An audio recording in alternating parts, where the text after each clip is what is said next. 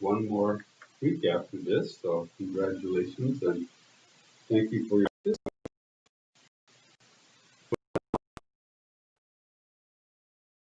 participation. We'll start off though with meditation, guided our normal seated meditation. I think I'm going to go for about 15 minutes here today. See what we can do.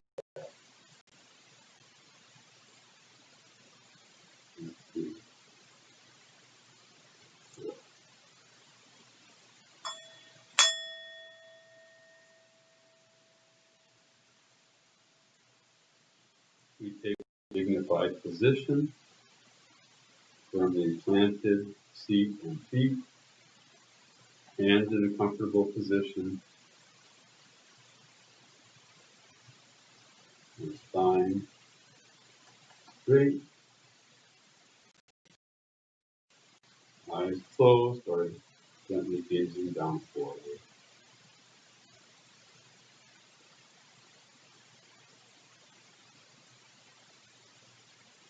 And begin by feeling our body. Planted here, feeling the points of contact.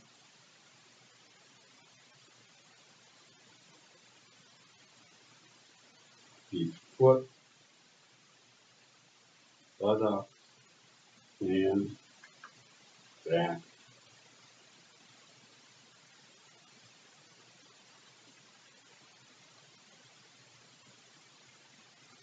We briefly scan our body for any places of tension. The shoulders, the jaw, forehead,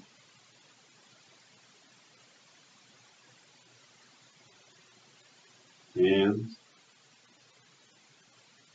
anywhere else, and relax.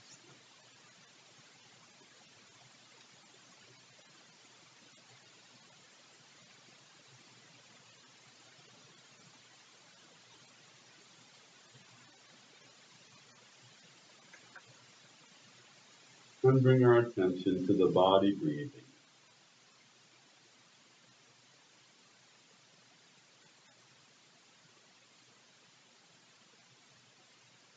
With each breath, this breath, feel the in and out. Just one breath at a time, rising and falling.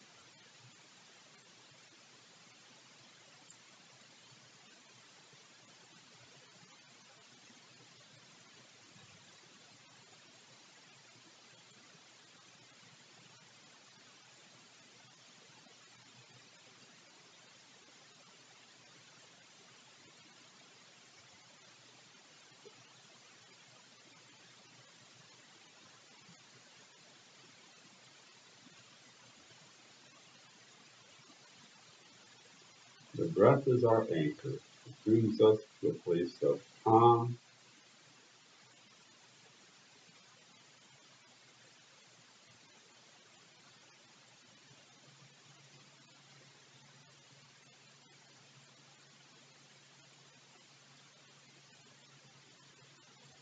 when something else takes our attention away from the breath, for instance, sound.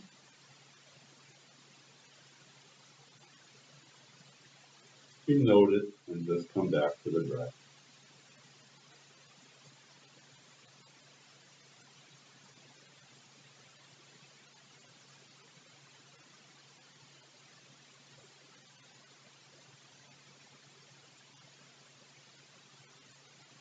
Thoughts will come by. We always do. And we note them. Oh, thank you. And we don't get attached to it or try to push it away. We just let it go and come back to the breath.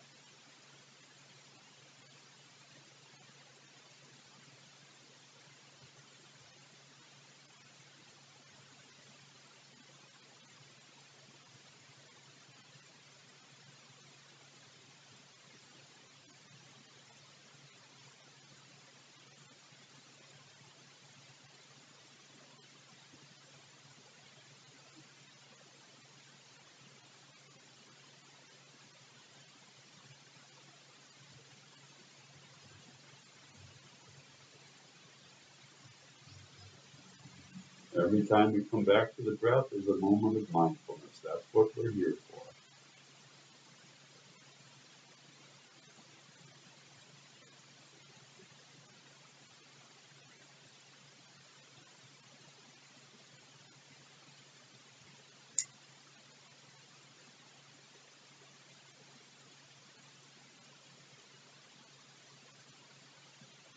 If we note that we're criticizing ourselves for not concentrating well, our mind gets lost in a long trail of thoughts and finally we come back to the breath, that's okay. We just note that. We go easy on ourselves and come back to the breath.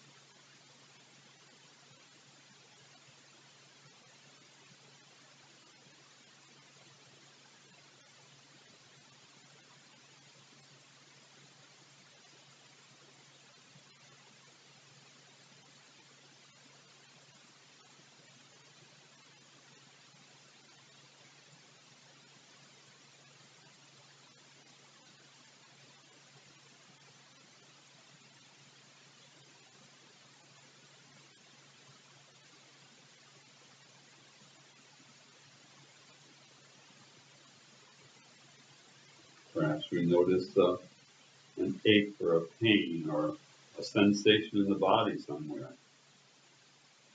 We note that. Oh, sensation. We accept it and come back to the breath.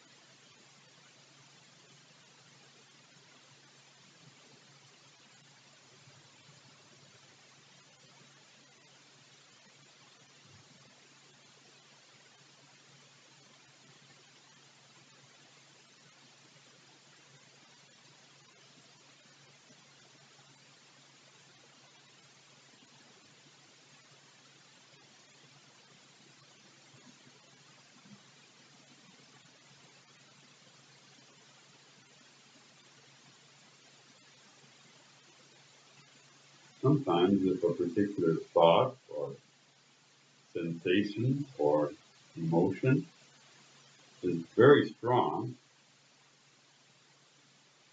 even if we come to the breath, it comes back, we may want to stay with that. Just make that the object of our attention for a few breaths. Just explore it a little bit. Say there's an ache in your knee and you just stay with that. What does it really feel like? Maybe try to give a couple words to describe it. See if that takes you somewhere. And then come back to the breath. Let it go.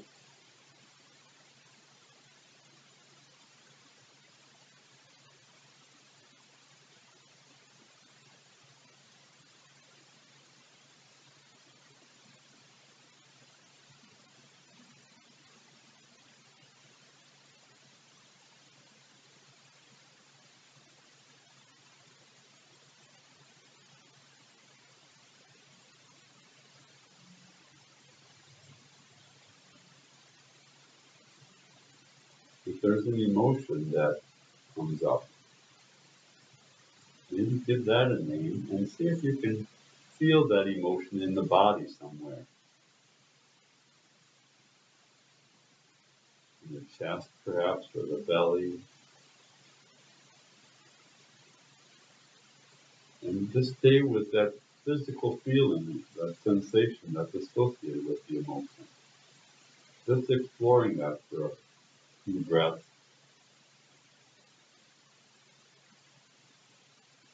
Will give you some insight,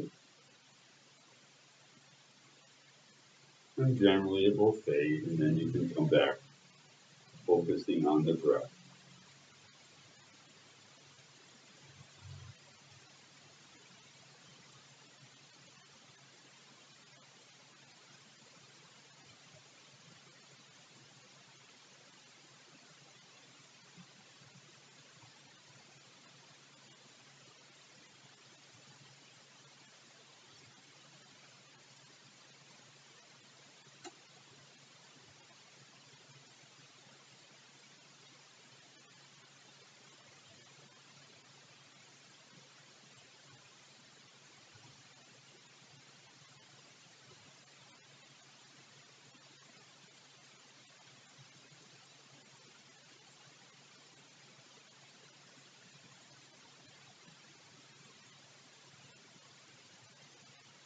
Even if there's a thought that's very strong that just grabs you, go with that for a bit. See if there's a feeling in the body associated with that. Does it teach you something? It's a worry about the future or stress about the past.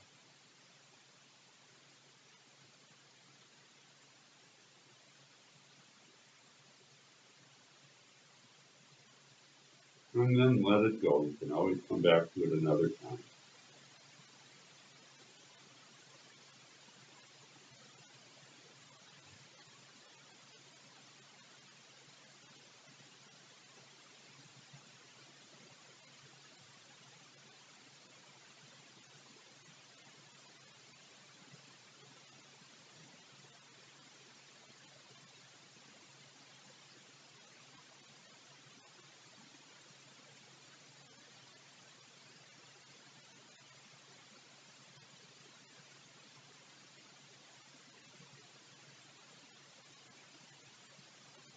Sensation, emotion, thought have a feeling tone. You generally note that they're either pleasant, unpleasant, or neutral.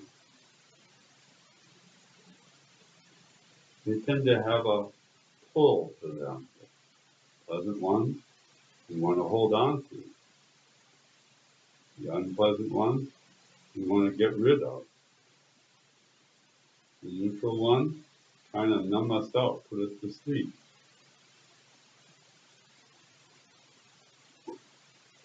You notice that. What's the feeling tone associated with that? Pleasant, unpleasant, or neutral?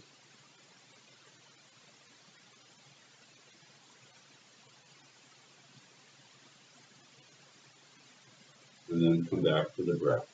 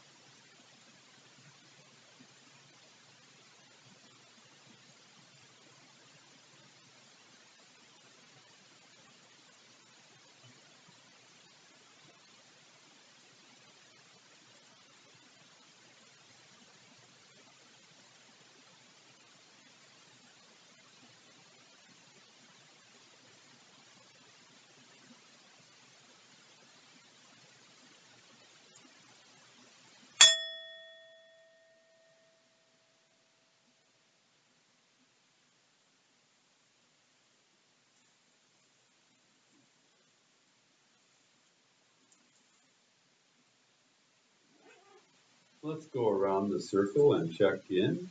Talk about whatever you want to talk about with your meditation experience, or the readings, or anything pertinent to our practice.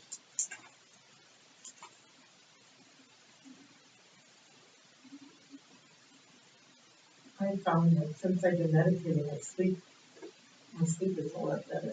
That I still wake up as often as I always did, but at least I can get back to sleep as opposed to laying there for 2 or 3 hours.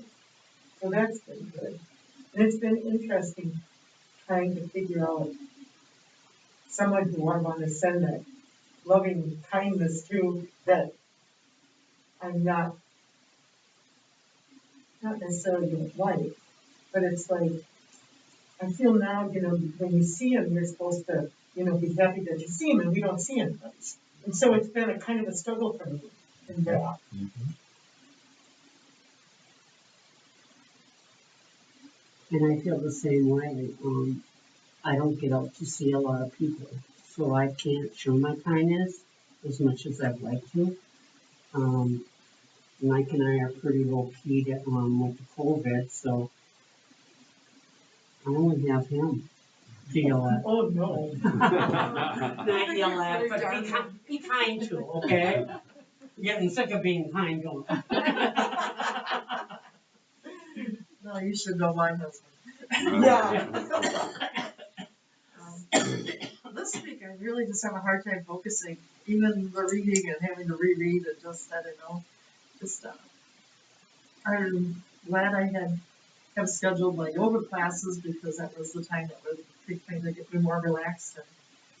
And I think in hindsight there were situations that came up and like, I should have taken a moment before I jumped into that. Mm-hmm. So it's not, I wasn't ahead of the stuff, but I can see where I could have made improvements and some stuff. So Good. hopefully moving forward it's going to be like, oh, okay, before I do that, I need to take a moment for that.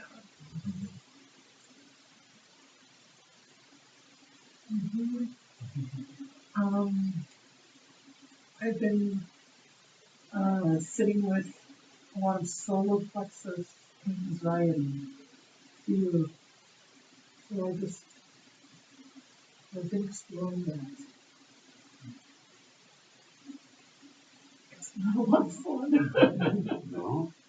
But it's real, it's there, and I keep, I'm trying to hard. I keep trying to believe that it will go away. Kind of, how they pass. And somehow, it's been miserable. I'm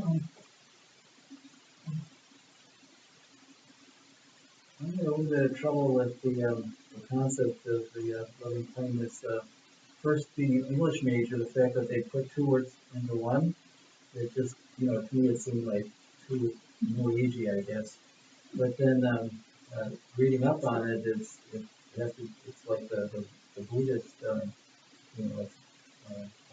what I can tell, kind of our way of interpreting these teachings.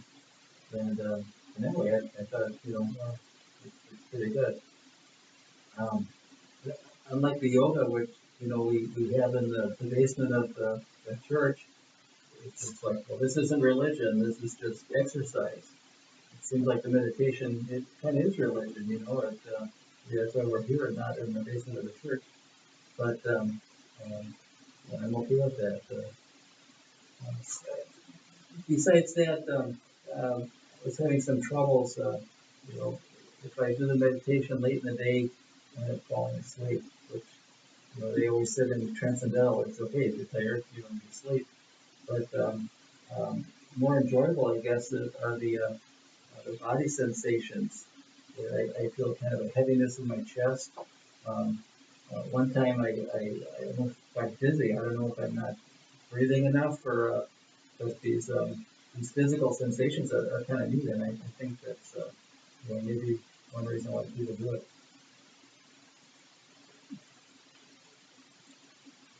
Good. I'm hearing good things. Even the struggles are part of the practice, and sometimes the painful times are the times you end up learning the most. So I'll stay with it. And the loving kindness meditation is is quite different from what we have been doing. It's another focus of concentration. Uh, and people react to it differently. I have never warmed to it particularly, but I keep doing it. And it does gradually make a difference. You look at other people differently. The one place we'd still go is the grocery store, and we can see people there. And I see people there who are crabby, and I can begin to sympathize with them, what they're going through. You know, there's a reason they're crabby, okay? And just send a little wish to them. And so I put them in my loving kindness every day. Um, uh,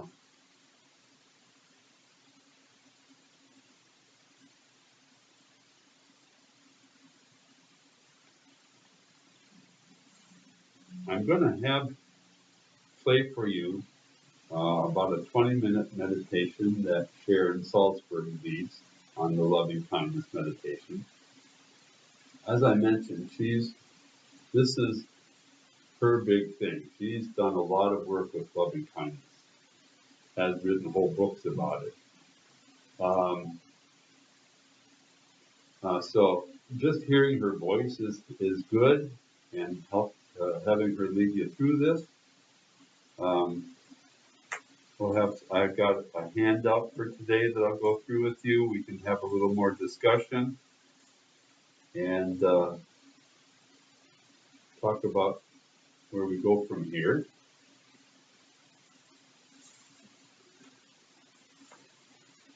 Okay.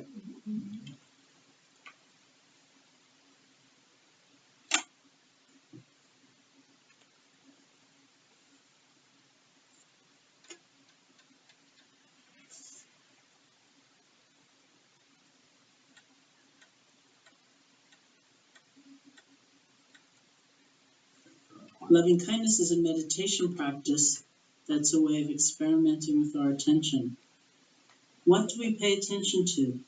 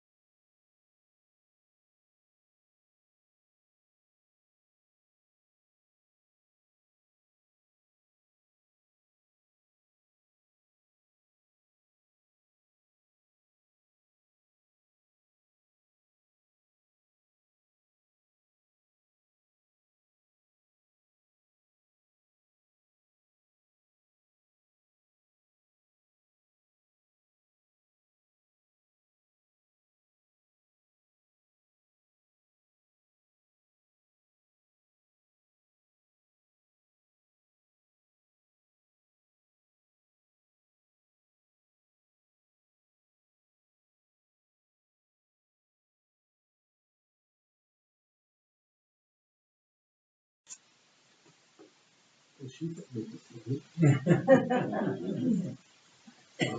Voice is different than that.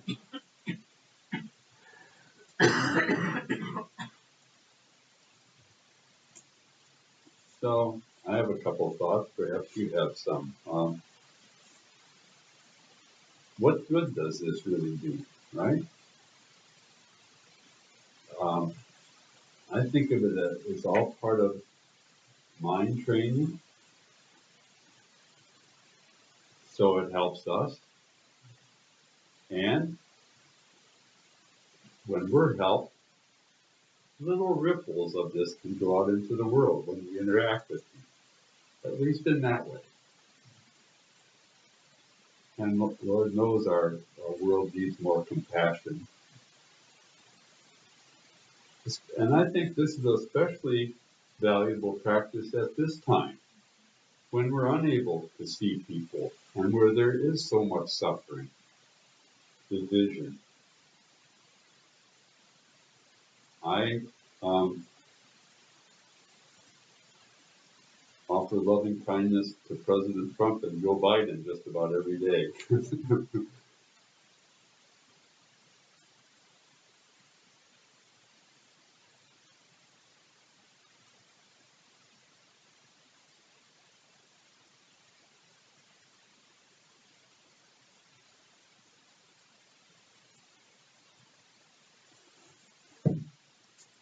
I have a handout for you that expands on this a little bit.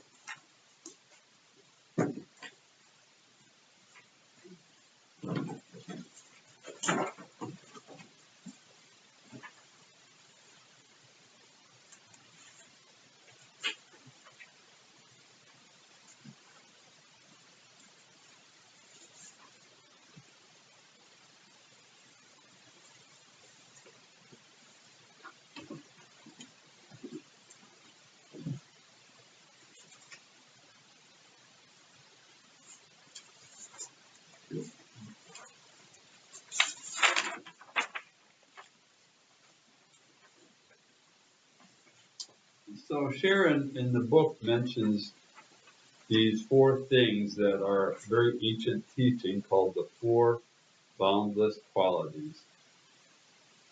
And these are my definitions. I'm sure you can find more comprehensive, longer ones, but just briefly. So loving kindness is just what we've been doing, just offering goodwill.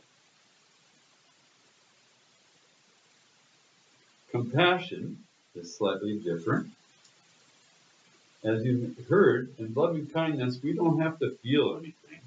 We don't have to feel anything about the other people, just say the phrases. But in compassion, there is feeling. We have empathy for those other people or beings that we are thinking about. Sympathetic joy is about feeling joy for the success or blessings of others. And these are not only feelings, they are practices. I like to tell about how I practice sympathetic joy on the golf course. Scott and I are about the same quality of players. Sometimes he's better, sometimes I'm better. But when he's having a really good round, I keep wishing he'd hit one in the sand trap. And when I notice that, I think, oh no, sympathetic joy, just let that go. Be glad that he's doing well. You know, I'm not helping myself by being mad at him. So it's just a little insight there, you know, and it's a practice. It's not just a feeling, so it's something to work at. Equanimity is a little bit different. It's about even-mindedness in the midst of suffering. So this is valuable when we are in a tough situation. There's somebody or something that's not right and we can't do anything about it, which is so common. We can't help the world, the politics. We can each do our little part. Equanimity is just about coming to that place of of peace where we realize what's going on and we let it go. Doesn't mean we give up or we're complacent, but we settle.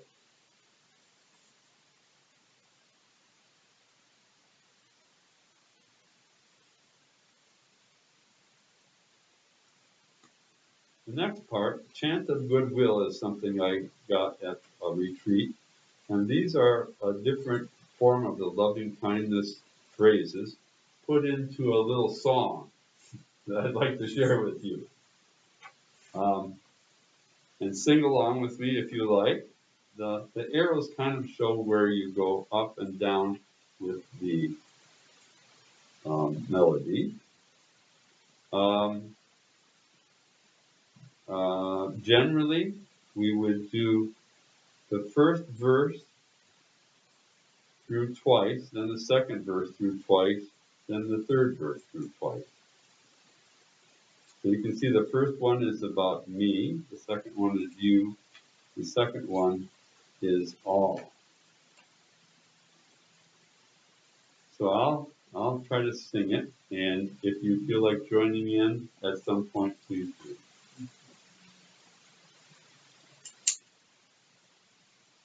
May I be filled with loving kindness. May I be well. May I be peaceful and at ease. May I be happy. May I be filled with loving kindness. May I be well. May I be peaceful and at ease. May I be happy. May you be filled with loving kindness. May you be well. May you be peaceful and at ease. May you be happy. May you be filled with loving kindness. May you be well. May you be peaceful and at ease. May you be happy. May we be filled with loving kindness. May all be well. May all be peaceful and at ease. May all be happy. May we be filled with loving kindness. May all be well. May all be peaceful and at ease. May all be happy.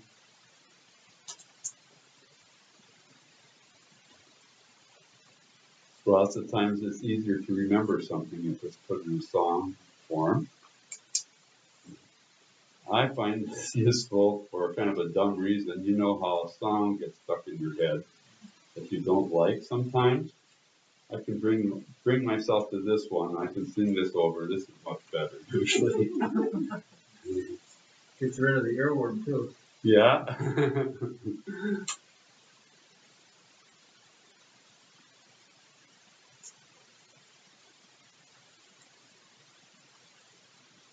Didn't you sing this when you were washing your hands? Yes, that's that. If you go through that one time, that's 20 seconds. Okay.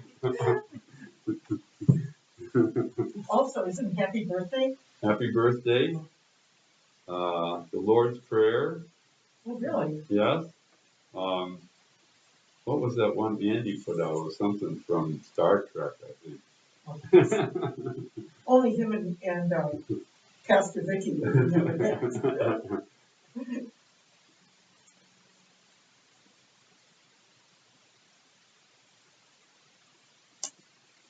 So next week is our last week of class, and I'm so thankful that we've all been here every time, and that you're practicing and you're reading.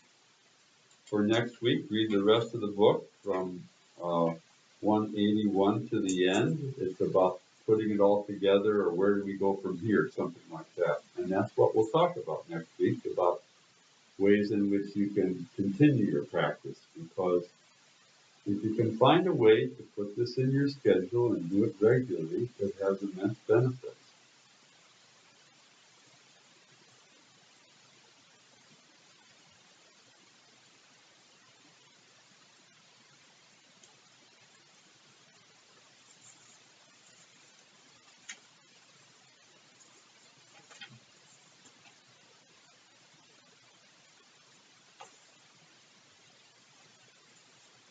guess that's what I have for you this week. Any questions or comments? We'll close with a brief sip. What you said about the extending the loving kindness to others that maybe you don't agree with, you know, maybe it's you know, you're getting upset about the way things are going. You know, like you say in meditation, don't be upset. You know, just let it pass. And it's maybe a good way to do that. You don't have to agree with someone to like them, I guess. And we don't have to be attached with the results of our actions. You know, we try to do something good in the world, and let's say we help out somebody and they don't even say thank you. Well, just let that go, because a lot of it, you know, it doesn't always turn out the way we want, but we still keep doing it, right? And that's kind of like this. You just do it. I was for my prison meditation this week, I was talking about how do we we're talking about liberation, which is a good topic for everyone, but especially for people in prison. How can you be free while you're in prison? And I talked about trying to free ourselves from our past. That is our conditioning, all the things that have happened to us that seem to drive what we think, what we say, and what we do. We're a product of our conditioning. But meditation can be a way to begin to recognize that and to free ourselves to make new choices. This one book I was reading, she was talking about having questions to yourself to explore this. A good question like, where am I going, or what's happening? But the question that came to me was, what does this moment have to teach me? So I've been working on that for the last week or two. And you know, you can just be walking somewhere and you notice something and you say, what is this moment teaching me right now? It can be good or bad things. They all have something to teach us. And I've had a couple of answers to it, even though it's supposed to be not conceptual, it's just something that comes from the heart. But my answers so far have been just observe and then speak and act honestly and kindly without being attached with the results.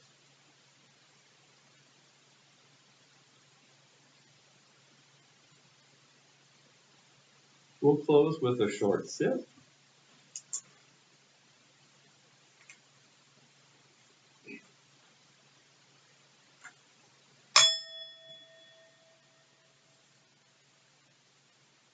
Find your position. Close your eyes or leave them open.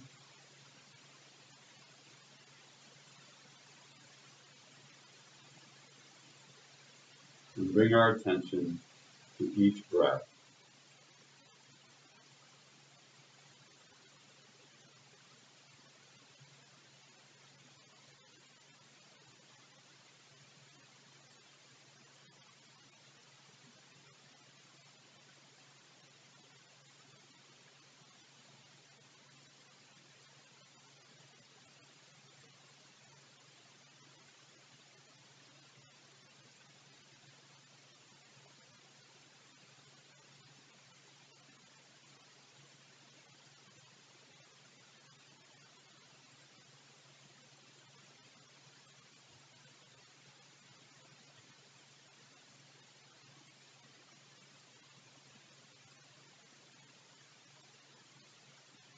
When sensations, thoughts, or emotions occur, note them,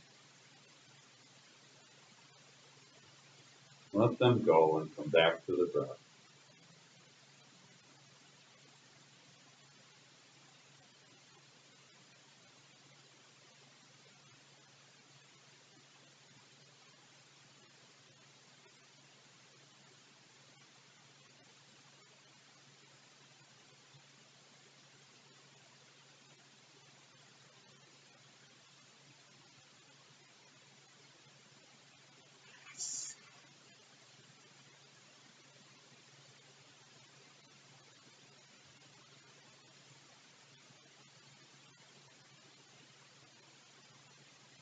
take this practice out into our week, not only in our formal practice, but in our everyday life.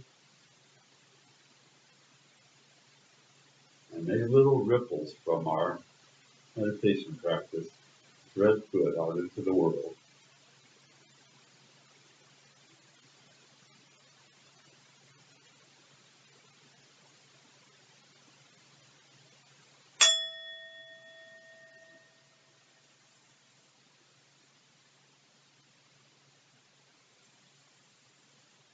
And I think a loving kindness for somebody else. It's really funny because I always imagine her smiling at me. Uh-huh.